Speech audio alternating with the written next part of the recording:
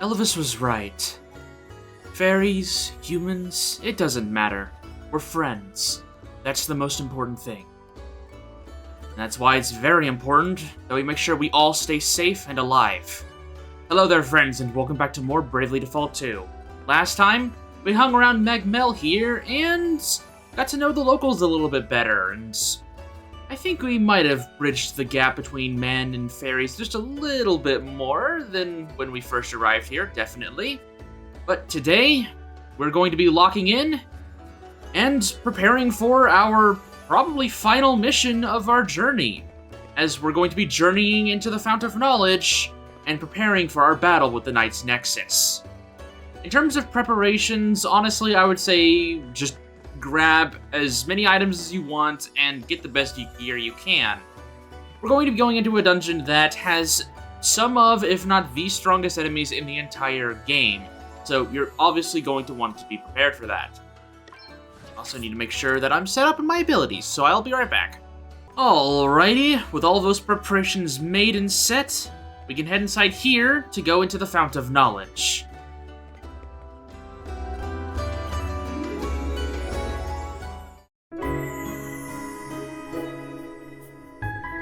We're not normally allowed here. This is the first time I've ever been, in fact. What do you think Esmeralda meant about all wisdom and memory being here? Look! That armor! Those are soldiers from the First War of the Heavens Bow. That must have been a century or more ago. Wow. And this is from when they founded Wiswold. Oh, Lady Emma looks as ageless as ever. So looking into the water shows you things from the past. I never even knew a place like this existed. The memories of an entire world. We can't let the Nexus gobble them all up. And we won't.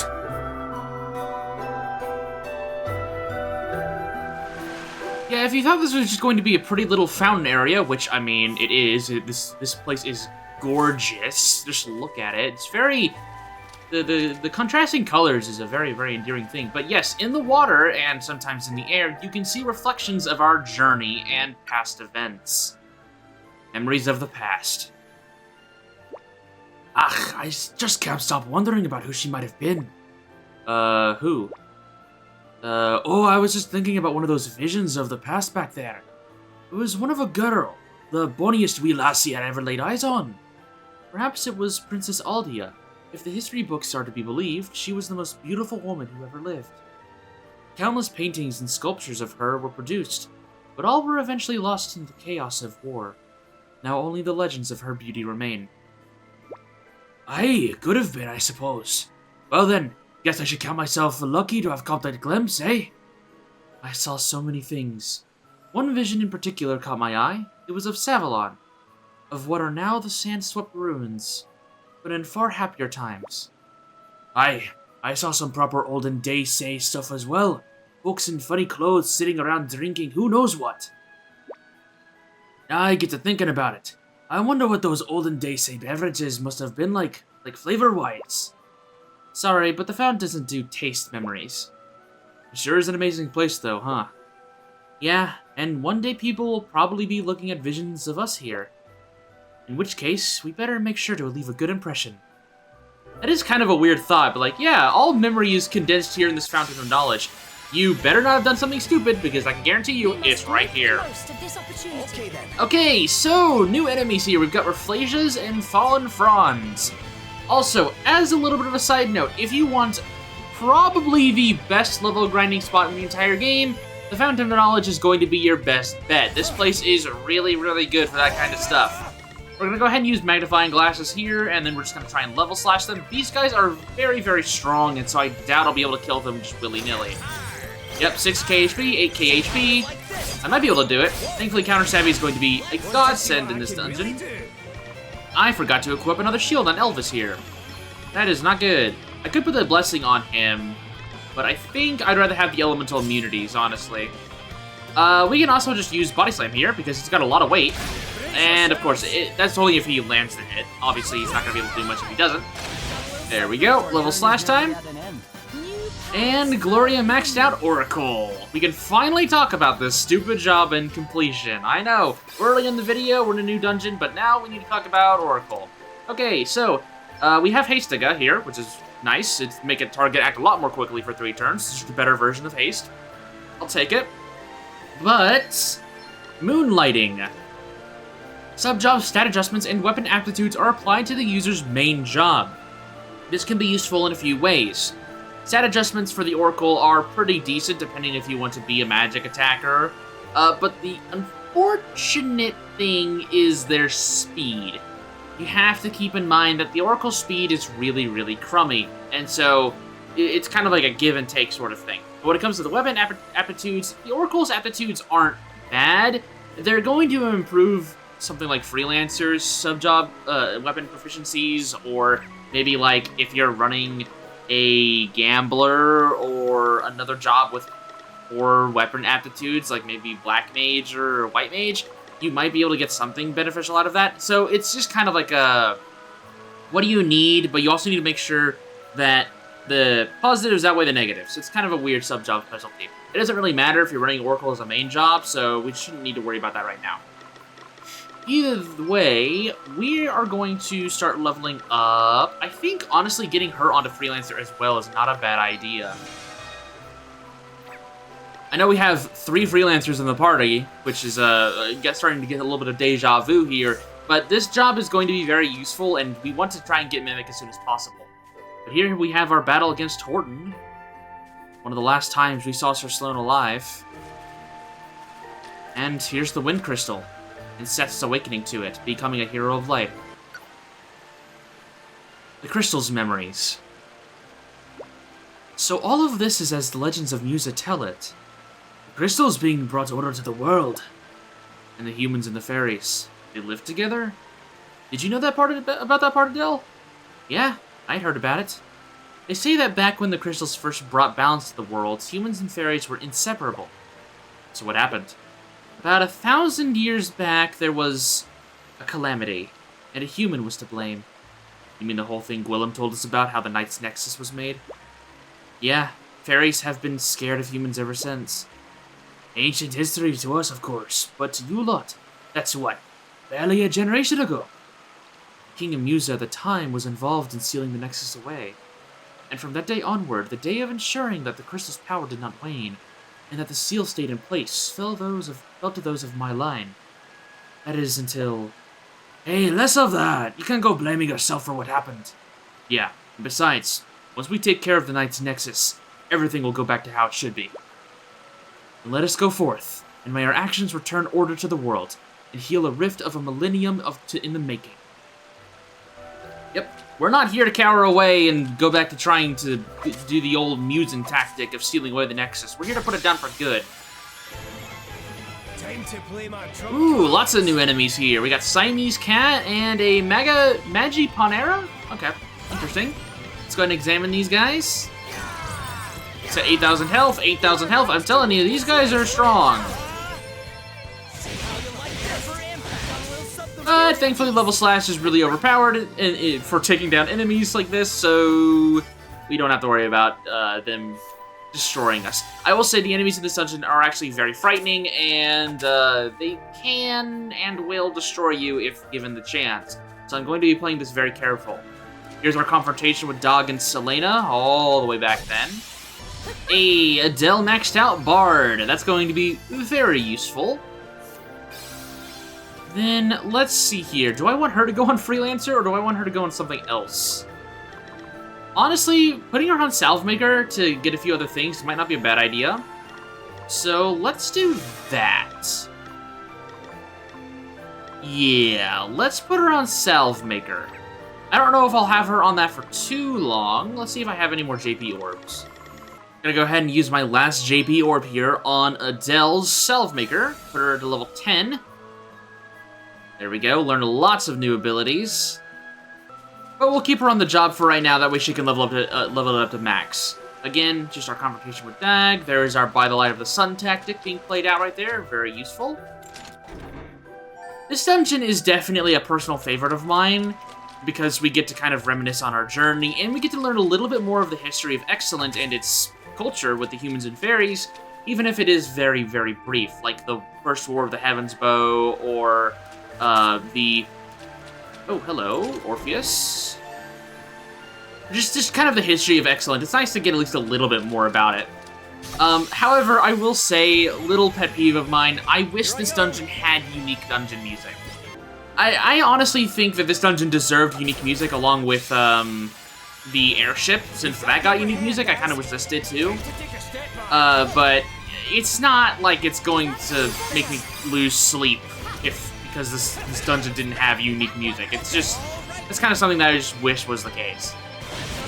Ooh, this was a double battle. I didn't even realize that at the time. Okay, we've got some new enemies though. Yay! Kiraga, and then let's examine the Angramanu. Okay. 8,000 HP. Again, these guys are really strong.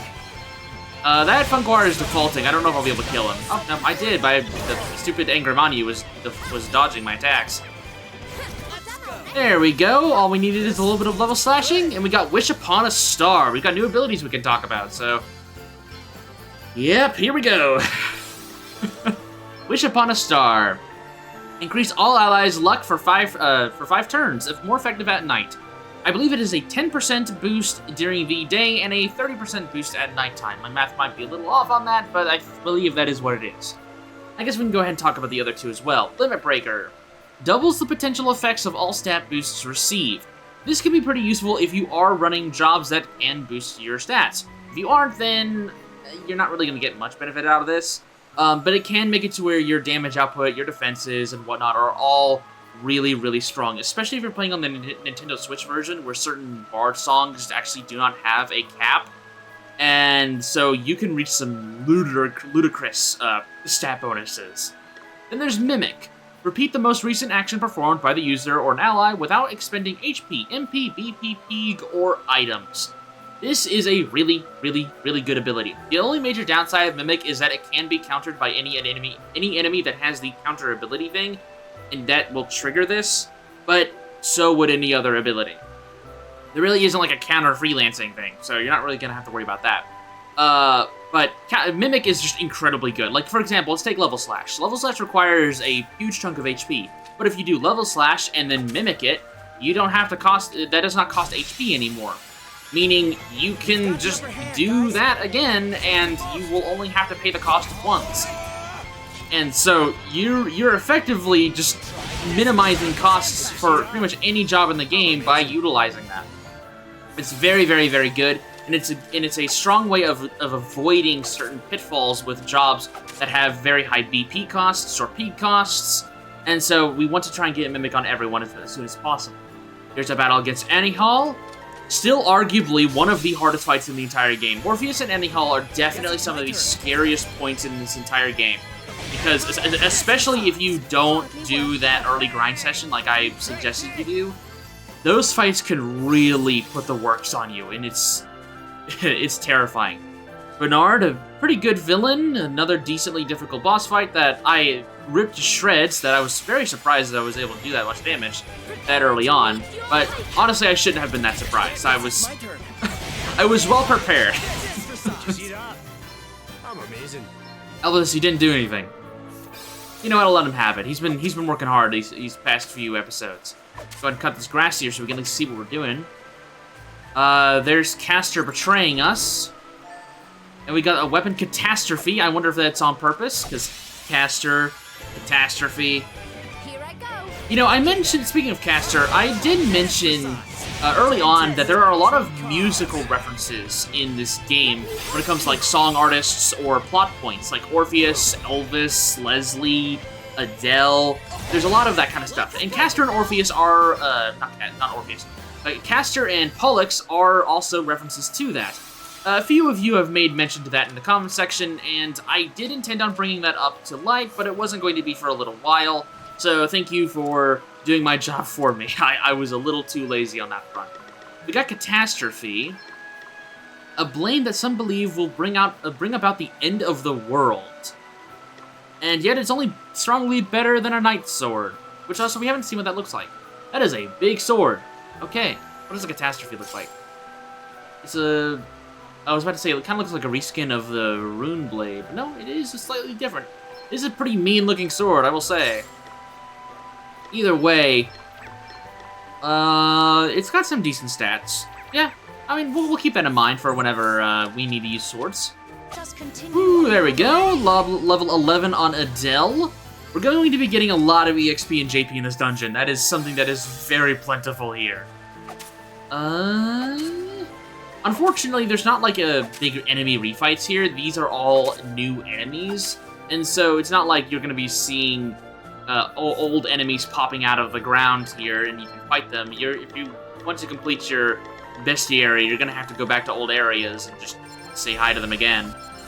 There is one more enemy that I remember being here that I really, really want to see if I can't find. Over here, we have our confrontation with Roddy and his painting. Okay, took down that enemy. Moving forward. I wonder how big of a drop that is. We can see Lily down there in the very bottom. Okay, well, I guess we can go and say hi directly to that vision. There she is. Kind of off in her own little corner there. The Roddy and Lily fights are also pretty terrifying. The way that I approached the Roddy fight was definitely... Oh, there she was! God! I wanted to get a good look at her. Oh, my goodness. Okay. Yes, there is a wiki in this dungeon, and it is very, very, very strong, and also gives a huge stat bonus. Unfortunately, we didn't get a good look at her, so maybe we can get that again. Sensei's belt. Simple strip of cloth worn by martial arts masters that dramatically increases critical chance. Is that by like 20, 30, 10? Sensei's belt. 20. Plus a physical attack by 10 and aim plus 8. That's not bad at all, okay. The Roddy fight, since I approached that by utilizing Godspeed Strike, it was one of the few fights I did that. I didn't really get to showcase just how annoying he can be, but I also just wanted to make sure that fight didn't last too long, since I was approaching that in an elongated episode with half a dungeon in it as well, so I wanted to make sure I was not there for 30 minutes, since I didn't want to waste my time or yours. And I also just thought that the idea of utilizing Godspeed Strike was going to be something that a lot of people were going to suggest, and I wanted to showcase just how strong that thing actually was.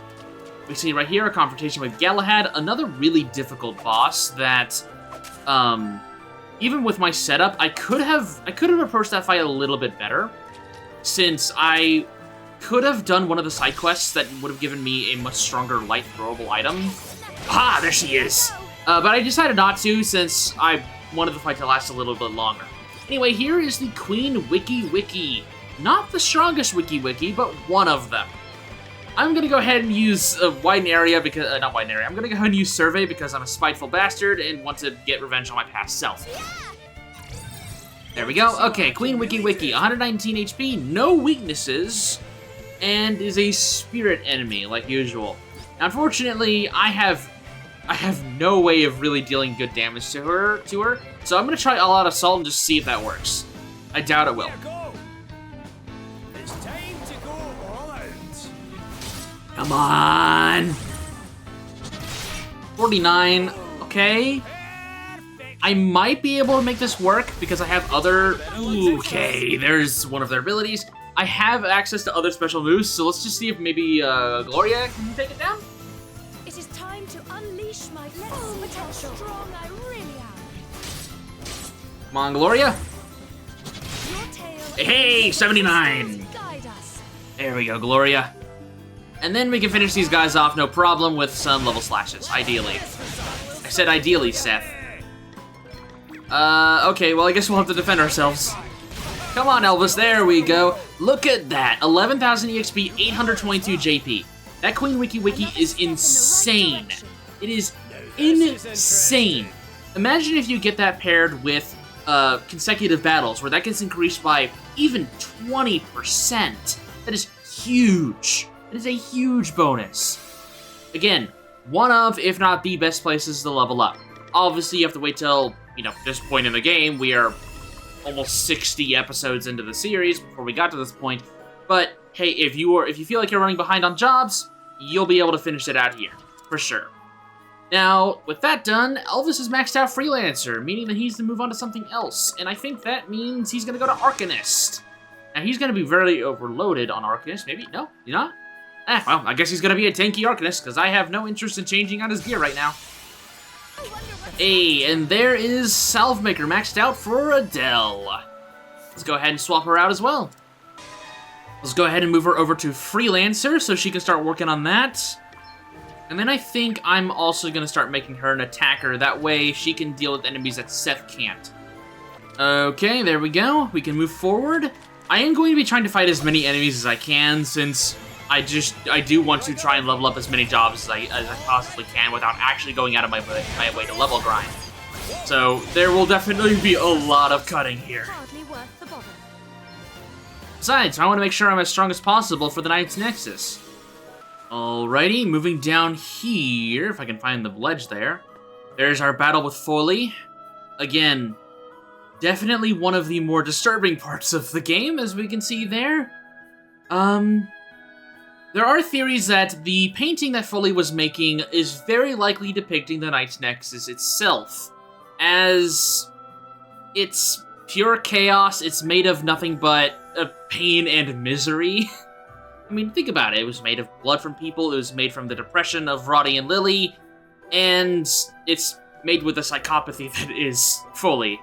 And it was also very likely corrupted by the Knight's Nexus herself, and she made a painting of it. Here's our confrontation with Gladys and Helio in the Jaws of Judgment. That is also a fight that could have gone way worse, but thankfully I was able to approach it in a way that made sense in my head. Oh, hi, there's a Queen Wiki Wiki right there. What's the plan? I need to use attack commands for this, so I don't have a special move on Seth. That's really unfortunate. There we go, level up for Seth and Adele. Okay, let's heal up. What's this memory right over here? Hey, it's our confrontation with Martha. Let's go. Again, I haven't really gone into how much I like Martha. I mean, I think she's already kind of proven herself to be one of the more interesting characters in Chapter 3. But we'll be going into that whenever we're talking about post-game stuff. Trust me. Martha's just a personal favorite. I mean, she's just a breath of fresh air in Chapter 3. I guess I can kind of talk about that. She's just a breath of fresh air. When everyone hates us, we always have Martha at our back. And also, she gave me the Dragoon Asterisk, which is a big benefit. I like that job. I think I've already talked about that before, though. I might have actually already barked up this tree before, I just don't remember. Let's go ahead and use Draconics here. Maybe with Sonic Thrust, I can do some decent damage here. Hey. It doesn't require HP, it just requires me to use all my MP. Moving forward, we have a confrontation with... Oh, hang on. Okay. As I was saying before I was so rudely interrupted, this is our confrontation with Glenn and Glenn. Now, this memory will not appear if you have not done this side quest. It will be kind of blacked out. So, if it's kind of like a nice little benefit. Showcases that you have actually made a difference because you're able to see a memory that, you wouldn't have seen if you hadn't done that piece of content before. It's a bit of a reward, so to speak. Magic attack buns right there. We've got a lot of those, thinking on it. How many of these buns do we actually have? Across this entire game, how many have I got? Quite a bit, actually. Only one restorative power bun, but other than that, quite a few. Treasure chest right here. I should have Divining Rod on my bar, shouldn't I? Let's give it to Gloria since she's not doing too much in the way of damage and whatnot. So let's give her that. I'm at 2 treasure chests. I think I've got most of them so far. Going back to the right here and following this path, past Gladys, we can find another enemy that just got destroyed from behind there. And no memory here, but there is one right here where we are discussing... I'm assuming this is when we were talking about the judgments. Yes, this is when we were discussing the judgments with Dominic, and Gladys confronted us with the fact that we were questioning it. Which, thinking back on that, yeah, poor Gladys getting manipulated. Even if she's not my favorite character in the whole world, she definitely did suffer some unfortunate circumstances. Here's our confrontation with Dominic, the most jealous man alive. Man got screwed over by 2 different fairies on 2 different occasions. Here's our confrontation with Vigintio, it looks like.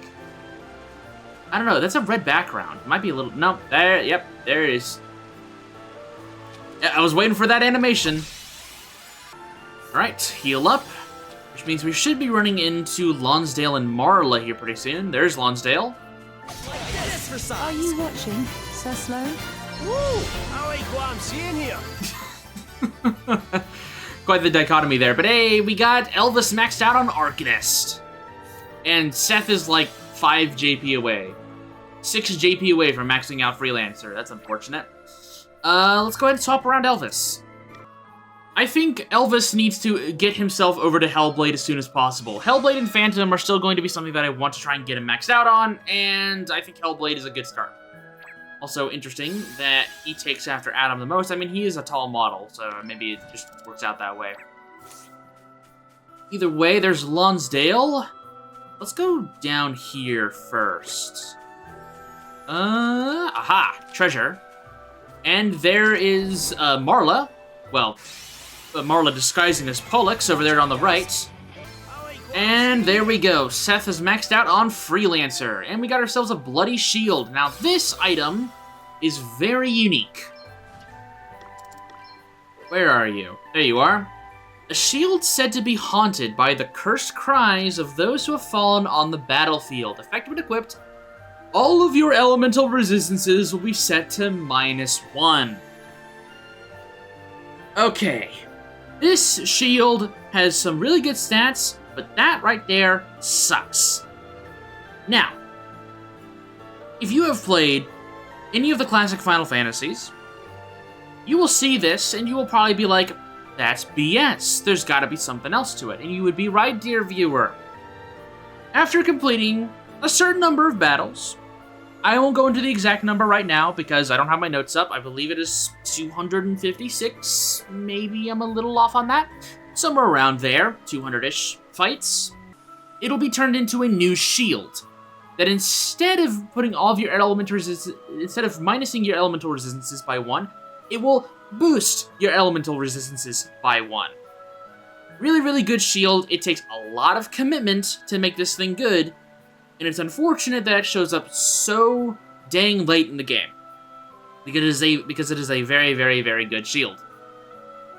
I will be trying to get this new shield. I will not guarantee anything, but I will try. Anyways, I need to swap Seth around. I decided I think it's best time for me just to set up Seth as a sweeper and just have everyone else start leveling up jobs since he's honestly at a point where I'm pretty satisfied with him. Okay, well, I guess we need to head down here and see what lies past Lonsdale. It is us just obtaining an asterisk. I believe that is the Vanguard asterisk that we obtain right there, if I'm not mistaken. The asterisk's memories. They say the asterisks were formed from the memories that flow through the Fount of Knowledge. Guess it saves all that expertise going to waste. Far better to turn it into little nuggets of know-how that anybody can use. You have certainly benefited from the wisdom stored within them. I never knew that's how they were made. Amazing, eh? Yeah. Who would have thought we were drawing on other people's memories this whole time? It's just what I heard, though. I'm no expert. But yeah, they're basically the concentrated knowledge of generations of specialists. It's an interesting way of passing it all on, that's for sure. I suppose you might think of it as an advanced form of writing things down for posterity. Aye, Lady Emma did always say we were only what we were because of all the wizards who came before us. Well, this proves that for sure. In which case, we'll do well to remember that we didn't get here on our own. We owe it all to our illustrious predecessors. Predecessors, I love saying that. I don't think my accent for Elvis has gotten any better with time. I think it actually might have been getting worse. But I don't care. I think it's funny. Is there something behind here? I definitely would. If I was a developer, I would definitely put something really stupid back there. Alright, there we go. And here's our fight with Adam. Again, one of my favorite boss fights in the entire game, even if Adam himself is pretty underwhelming as a character. Well, not pretty underwhelming. He is underwhelming. I won't beat around the bush there. I already talked about that. Let's see how much damage this does. Jesus Christ! Quest must go on. I mean, okay, to be fair, my guy does have 903 physical attack power. Whew. I guess I'll go ahead and put Gloria on Shield Master. I think Fast Hands is actually something I might want to grab on her sooner rather than later. So we'll go ahead and do that. We've got a memory of Elvis talking to Lady Emma right here. I believe this is him discussing either the book or it might be them having tea, but I believe it is them talking about the book. And then we have a grayed out image right here that's all static. I don't really know what that means, but I guess we can avoid it for right now. I am missing a treasure chest, aren't I? Aha, found you. To the bottom right of Bernard, we can find Shirley's memory, which again would not show up similar to Glenn and Glenn if you had not done it beforehand. This also has our final treasure chest of the dungeon, the Dalmatica. I believe that actually might be an outfit we have already. No, it is not. A unique robe worn by those who serve a higher power. Dark resistance +1, some extra good defenses and whatnot. Okay, pretty cool. Anyways, I'll see you back where we were. Anyways, we're back here, and if we go down this way, we reach the bottom of the fount, which is very pretty, again. Now, to not take away from the mood here, as, you know, we are going to be going into a terrifying battle with the Nexus, very certainly. Did anyone else get reminded of the Luncheon Kingdom from Super Mario Odyssey when they reached this point? I think the red water and the pink ground really made me think of this. It's very bright, but it's a very, very stunning area. This place is so, so beautiful. Anyways, we have made it to the bottom of the fount, where Esmeralda awaits us. However, she is going to have to wait. We just fought a crap ton of enemies on our way down here. We're pretty tired. Next time on Bravely Default 2, though, we meet up with Esmeralda and finish this once and for all. So, with that said, I'll see you soon.